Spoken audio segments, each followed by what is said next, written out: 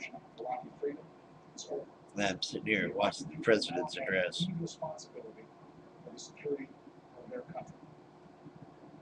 This was my pledge to the American people as a candidate for this office. Last February, I announced we planned to bring our combat brigades out of Iraq, while redoubling our efforts to strengthen Iraq's security forces and support its government and people. But you see, they haven't done anything for Iraq as far as doubling their security forces. Those people still have no idea what they're doing. Their roads are all still dirt. They haven't built any good infrastructure. Half the people don't have electricity most of the time. They're running water an hour a day or something like that. We didn't do anything for those people.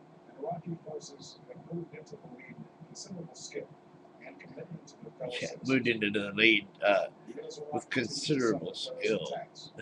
Security incidents have been here the lowest on record since the war began. Iraqi forces have taken the fight to Al Qaeda, removing much of its leadership in Iraqi operations. They're taking the fight to Al Qaeda, he said. What? When? The caretaker administration is in place as Iraqi's form of government based on the results of that election. Tonight, what election? I think it's been like a year and they still haven't figured out what to do. To form an inclusive government that is just, representative, and accountable to the Iraqi people. No wonder it was so easy for Saddam Hussein to just basically take over the country and become a despot that he is. You know, it's too easy to see. Going forward, the transitional force of U.S. troops will remain in Iraq with a different mission, advising and assisting Iraq's security. Yeah, I remember Vietnam's advisors. Right. You know what that turned into? It turned into the Vietnam War. This time he's doing it backwards. They did the war first, and now they're going to leave the advisors there. What? You would think that after 7 years, someone in there would get it. Someone in there would learn how to organize and supervise a police force for an army. They've had one before. What do they just forget things automatically because they don't have somebody to tell them what to do? I don't get it, man. It doesn't make any sense. When Saddam was there, everybody had a TV, electricity, running water, streets had concrete. I mean, it was nice. Even night, there was nightlife and everything. Unbelievable. And we come along to save him from the tyrant Saddam Hussein, who George swore there were, weapons of mass destruction. He was backing the terrorists and blah blah blah. Resolve their differences and police their streets. Only Iraqis can build a democracy within their borders. America can do and will do is provide support for the Iraqi people as both a friend and a public authority. Ending this war is not only in Iraq's interest. Iraq. Thinking like, I don't really feel like listening to the rest of that crap because that's basically all it is. It's anymore it's just political crap. I'm tired of hearing it, to tell you the truth. Change. The kind of change we want. I've told you this, and I'm going to say it one more time so you can get it through your head. I can get you elected. But you have to do as I say. It's not hard. Okay? You don't have to use a weapon or anything. It's nothing like that. You don't have to lie at all. In fact, it's about coming clean. It's about fessing up and taking responsibility for your actions. President Obama. One of the very first things that you can say as being the commander-in-chief, there's an order you can give, an executive order, that'd change a huge injustice going on in the military. This don't ask, don't tell crap. And nobody wants to be told, nobody wants to go to school or be instructed or enter a group that they feel has the highest integrity and regard for others, and that they're famous for their own integrity, for their personal esteem, their honesty and their forthrightness and such. And yet, our services, you ask them to. I know we taught you to be honest and not tell lies. We taught you to make your reports true to what you see and observe and blah blah blah. But it's one little thing we want you to just, it's not really lying. Just don't talk about it, and you'll be okay. But if you do, you might have to kick you out of the service. Now, that never made any sense anyway. First of all, the guy who saved our butts at Valley Forge, Field Marshal von Steuben from the Prussian Army. In Valley Forge, he turned our ragtag bunch of country bumpkins, who knew nothing about building a safe retreat, a bivouac area, galley, or any of that. He just taught them how to march, taught them about units, taught them how to do command structure. I mean, he made up the uniform code of justice, or whatever, the uniform code. And if it weren't for him, we wouldn't have even had an army. So, because they would have all, afterwards, they were starving to death for crying out up there. But he turned it all around. Yeah. And he's one of our heroes. Gay is a $3 bill. Queer is a $3 bill. Yeah. He was kicked out of the Prussian army because he was homosexual. And George Washington said, when he was told this, by the way, he said, I don't care. As long as a man can shoot straight and train my soldiers, I don't care who shares his bed. Makes a lot of sense, doesn't it? So,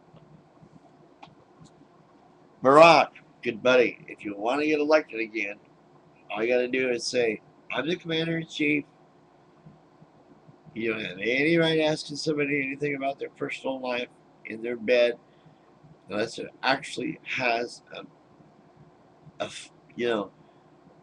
has an effect on their performance, which is impossible. That doesn't make any sense. Anyway, it's not. Just tell them it's none of your business what they do in their bedroom. That's all there is to it. And you'll have every gay in the world, just about every gay in America voting for you. Well, let's top it off, okay? Let's put some icing on the cake. This same-sex couples, the same-sex marriage thing, that too is not the government's business. It has to do with each church individually. A man and a woman can get together and go to a courthouse and write their marriage certificate, which is basically a civil agreement, right? And people of the same sex should be able to do that in every state. And whether you get married in the eyes of your preacher or whatever, that's up to you and your freaking delusional belief. That has nothing to do with freedom of expression or your rights or your freedoms. That's a personal choice. The marriage thing, what you need to be fighting for, and I swear this will be a lot better for you. You'll get more accolades. You'll get more on your plate. You have more of a support. I'm supported all the way anyway. I was way against Prop 8. It was so I could not believe the California citizens actually voted to ban same-sex marriage. Marriage itself is a Christian thing. It's called a civil union in the courts.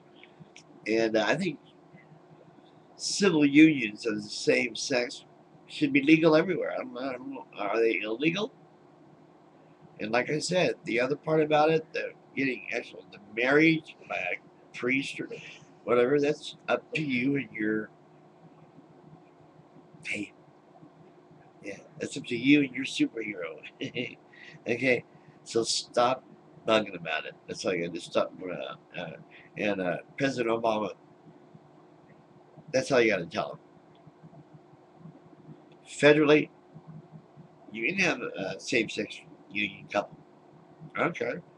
But you really don't have the right. Nobody, the legislature doesn't even have the right to say whether they get married or not. Because the actual marriage thing is a ritual from religion. The license to do so is a civil union. So you can stop all that by waking up and doing the math. And you'll get elected because of it. Exactly. Like, support the judge that tore down the Prop 8. It doesn't matter. Citizens can vote for bad stuff. I mean, everybody wanted Hitler to be their leader, and they let him be just because everybody wanted him to be the leader, and look what he turned out to be. So the majority isn't always right. They're just the majority. Okay? Right. It really isn't anything else except for a medical marijuana period. You have the ability to, once again, as an executive order, just tell the DEA and all the federal prosecutors and everything, just legalize it federally. It shouldn't even be any of your business. It doesn't make any difference. What are you going to do with it? I'll pay taxes on it if I buy it. You get that revenue. Who knows? I don't know, but it shouldn't even be in the federal's hands because you guys have your own medical marijuana program. Do you know that, Barack? You didn't know that? Yeah. You guys have your own medical marijuana program. As much as y'all cry and bitch and moan and whine about the states, there's a federal program going around doing the exact same thing. Handing out cans of already rolled joints to their patients. Interesting, huh? Ask your aides. Look it up. Ask your aides. Jared has AIDS. Yeah, I get it. But remember, the alien in the clock tower at the Independence Hall? Yeah, that's the one that is making all the men with a whole lot of money have a sex addiction. Yeah, you gotta love South Park. Anyway, that's what I got to say about that. I just thought I wanted to throw that out at you so we can give you a little more information from the little guy, real little guy. I don't even have any legs. I'm so little. Tell you how we all feel about it all out here. This is how we're all feeling. You need to fess up, dude. Tell BP they're not going to have a hand in doing this because going to Prince William Sound right now, all you have to do is put your finger in the soil and there's oil all over your finger. I'm not kidding. Over 20 years. Amazing.